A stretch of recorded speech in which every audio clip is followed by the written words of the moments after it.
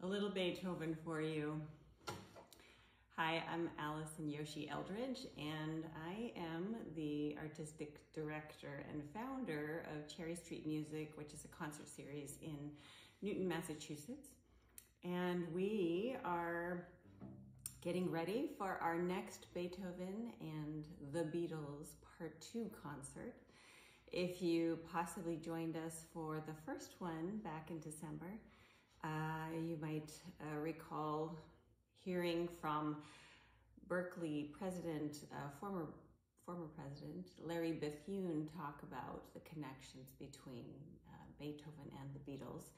And part one, so he focused on how Beethoven, the giant, musical giant, how he influenced, of course, many composers after him, both by inspiration and intimidation, but also moving forward further to the Beatles and different genres of music, taking Beethoven's music and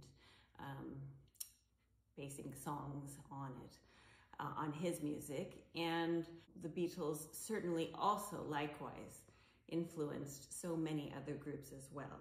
So these two incredible giants and powerhouses of their genres, it just seemed like the perfect combination to put them on the same concert.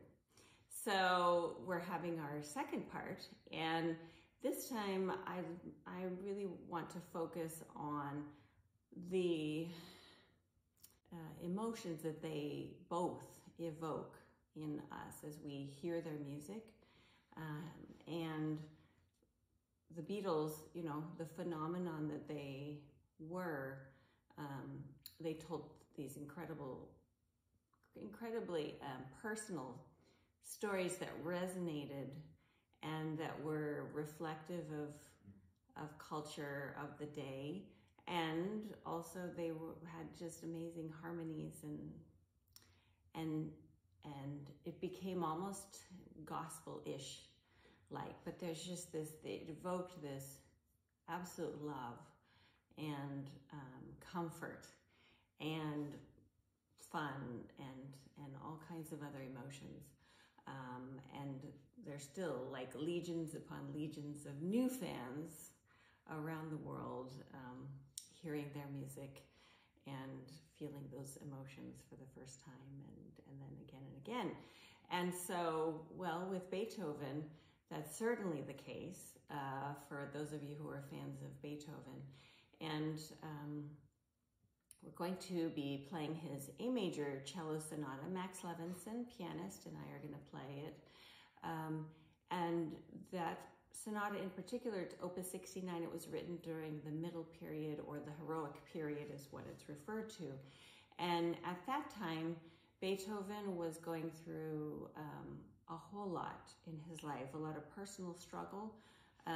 He had also been doing great as a composer. I mean, he really was thought of as the great composer, following in the footsteps of Mozart and Haydn.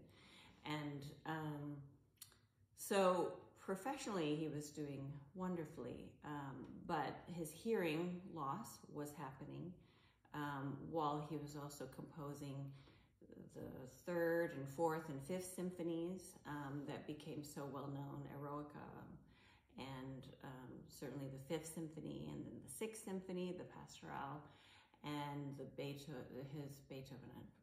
Beethoven Emperor Concerto, the Fifth Piano Concerto, the Violin Concerto, lots of other great works. So this period where he was struggling with his hearing loss, it was a deterioration. He refers to his struggle in the Heiligenstadt Testament, which was found at his home when he passed away. It was a letter he wrote to his two brothers and never gave them the letter.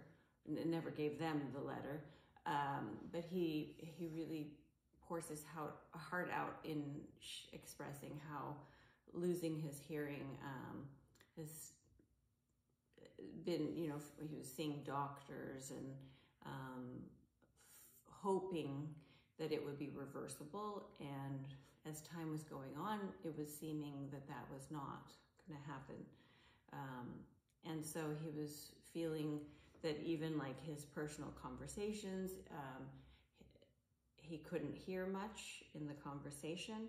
And so he could write, like, I guess he would actually ask to do that with friends.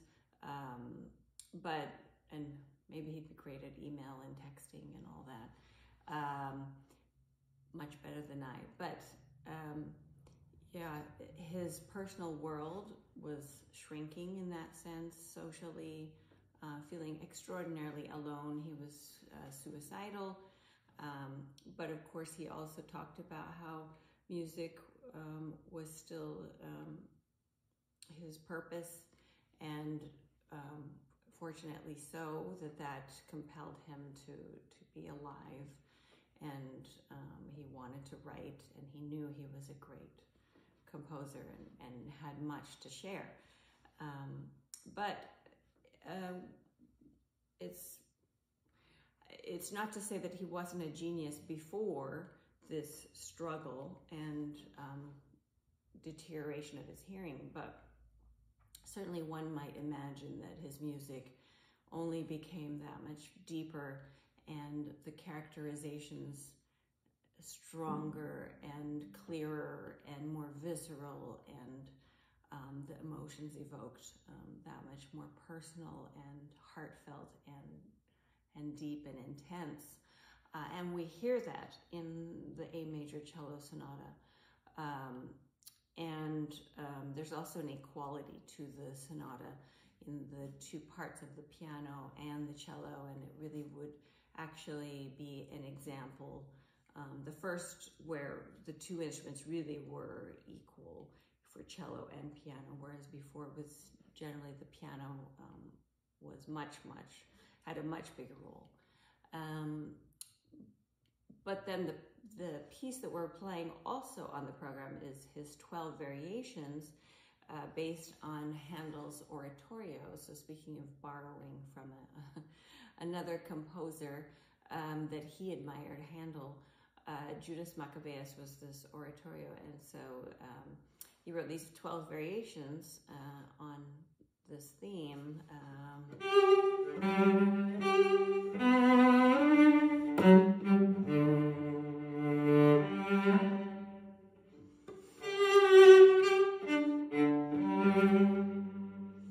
And it's absolutely beautiful and lovely, and each one has this absolutely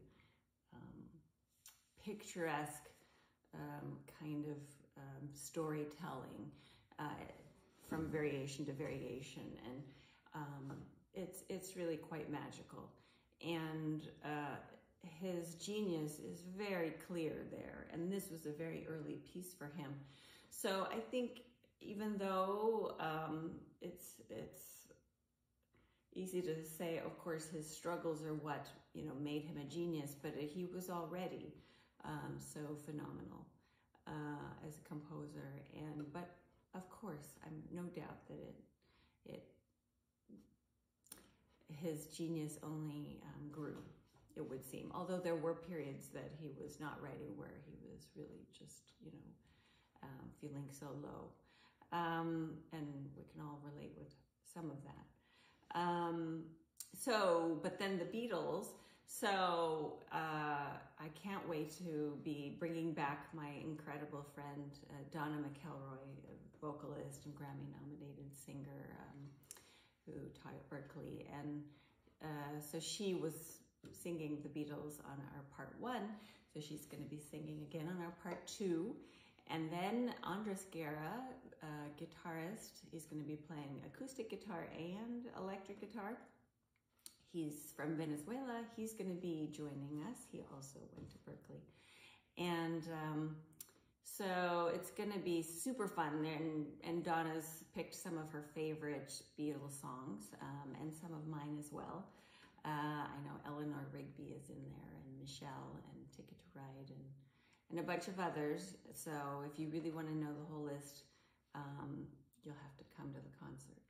So please join us, because really it's going to be a really fun afternoon, and we'll explore these musical giants together. And for me, that's really what Cherry Street Music is. I wanted to create this series where we program repertoire that includes classical music, which has an endless amount of phenomenal music, but to pair it with music reflecting our culture today. And that might, in this case, be, you know, more of like a rock and roll kind of genre.